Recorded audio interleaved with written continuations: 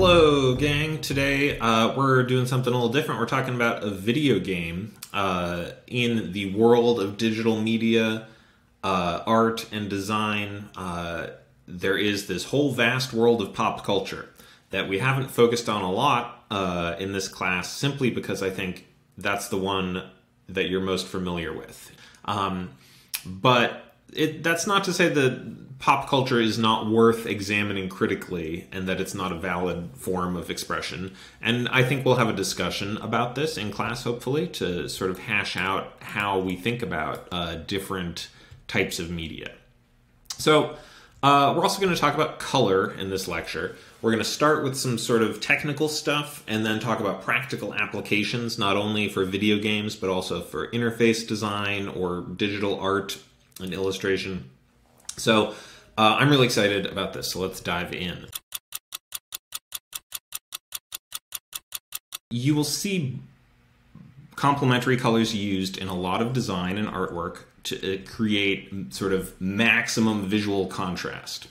This is a composition of complementary colors in movie posters, which is once you start sort of being aware, paying attention to this kind of thing, you'll see it everywhere. But so many movies use orange and blue teal in lighting to create contrast, to sort of distinguish and separate a foreground from a background. And not only in movie posters, but in the lighting and color grading of films and television itself. If you start to pay attention to the colors on the screen in a shot, you'll often see a contrast between warm and blue. And why do we use orange and blue instead of other complementary colors? Because those are colors that occur naturally with fire in the sky and fog. These colors feel more natural than pink or green, for example. If we go to a color picker, Adobe Color is one that is nice. I'll link to these. But Adobe Color is a good color picker that shows you a color wheel here. And you can sort of choose a base color. Like let's say we chose like a nice pink, this first color here. We can set that as our base color, and then we can see what the complementary color palette would be. Red and green, maximum contrast. We can also do these other options like monochromatic, which is going to keep that main hue and give us different value ranges. In Figma, when you're messing around with this, it's keeping that hue the same color value, and it's just adjusting something called lightness or value, which I'll talk about in a second. But you can use these different sort of methods of generating color palettes. Like Triad is, as we move that base color around, it's calculating, sort of based on geometry, what these other color palettes will be. And you can get very complex. There's even more complex options for sort of calculating color palettes based on formulas. Now let's head back here because I wanted to talk about these other terms. Hue, saturation, and value, brightness, and lightness are somewhat interchangeable in our conversation. But this is describing how bright a color is. So here is a sort of full color wheel. And you'll notice in this one from Wikipedia, there's no pure white or black. In some color picker tools or graphic interfaces, you may see sort of white or black in the center, letting you drag your little cursor around to pick from the full range of colors. So these are some other ways of representing color space, color geography. You can also represent color in a three-dimensional form, a three-dimensional color space. So in this one we have hue, which is to say color, where we are on the color wheel. Then we have saturation, which is how vibrant the color is. These colors were all super saturated. And then value is black to white. With a single color, you can adjust value, right? So if we go to that monochromatic option, all of these colors are on the same radius of the circle, right? They're all in line, but what is different about them is their value, right? This one is a lighter value, this one is a darker value. In the Figma color picker, right now what we're looking at here is one hue, and we're adjusting lightness, right? So this is going to be a lighter value than down here. If you click on this little thing, you can change to some other ways that computers can record colors. RGB is a numerical representation of those red, green, and blue channels. HSL and HSB, I think, are the most useful for humans to look at. We can kind of skip over the distinction for now, but generally here, you can see as I'm moving this around, this hue value, 241, is staying exactly the same. What's changing is saturation, right? We're getting more saturated or less saturated, more vibrant or less saturated, or we could even keep everything else the same and just punch in a lower number there. Or, you know, 100 is the maximum. And then brightness could be a low number, very dark, or very bright. Keeping saturation and hue exactly the same. So this is a really nice way if you are seeing a color and you know you'd want it to be just like a tad more saturated, rather than moving this little dot around, you can be very precise and say, let's just boost the saturation to 75. See what that looks like.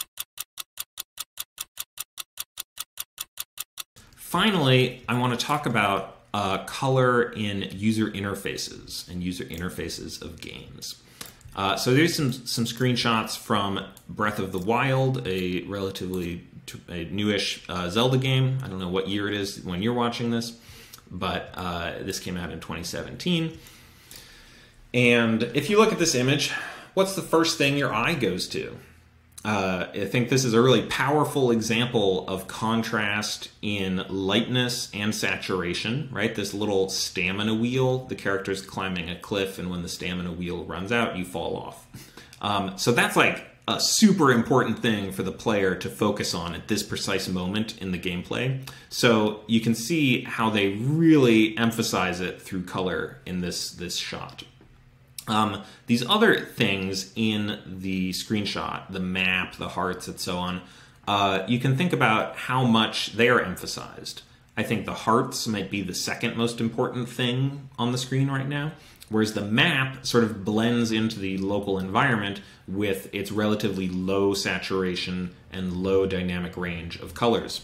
Again, looking at the map, what does stand out is the player and your goal. So that has a high value, high saturation to make them pop out from the map. Again, here we have warm and cool colors used to denote temperature in the game.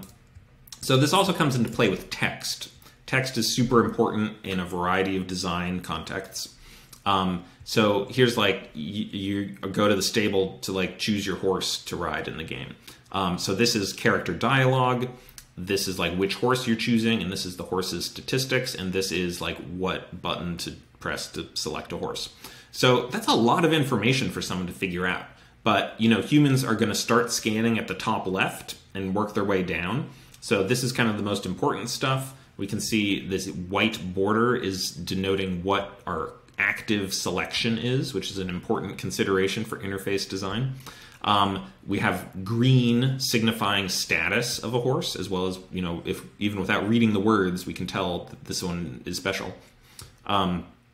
You know, then we go read down the page, we see the dialogue, and this sort of stats of the horse are off to the side. They're maybe like the least important thing to focus on. You can also see rounded corners on this shape used to sort of signify that it's a different type of information than this other stuff that has a sharp rectangular corners to it. Here's another screenshot from Breath of the Wild. Here we're using saturation to sort of emphasize words, right? If you look at these and think about, like, the white and the blue are similar in value. If you squint, like, I think they're pretty similar in value, but the blue stands out a lot more. It helps you know what the important parts of this dialogue are saying. Again, thinking about typography, the character's name is here in a smaller font size because that's less important. And the other thing I'll point out here is this use of this transparent black shape around the dialogue. What that does is it helps separate the text from the background and increase the contrast.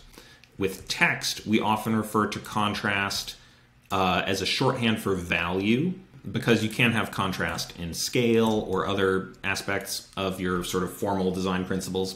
But when thinking about typography, contrast refers specifically to value.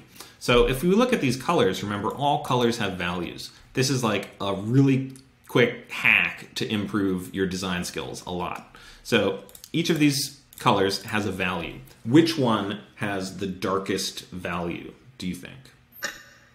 And which one has the lightest value?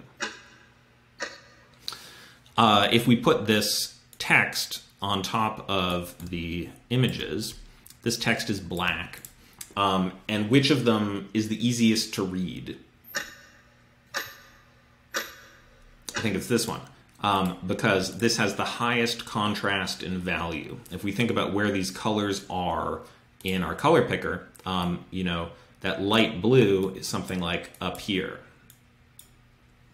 And the text in that case was black, so we would make it something like that.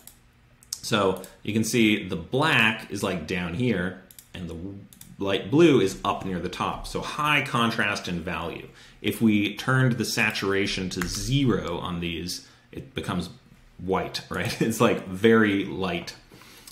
So forgetting about hue, just being able to look at a color and think about, is it a light, a midtone, or a shadow? Which of those three sort of areas of value are we in? That's really important. Because if your text is a dark value against a dark value, it becomes hard to read.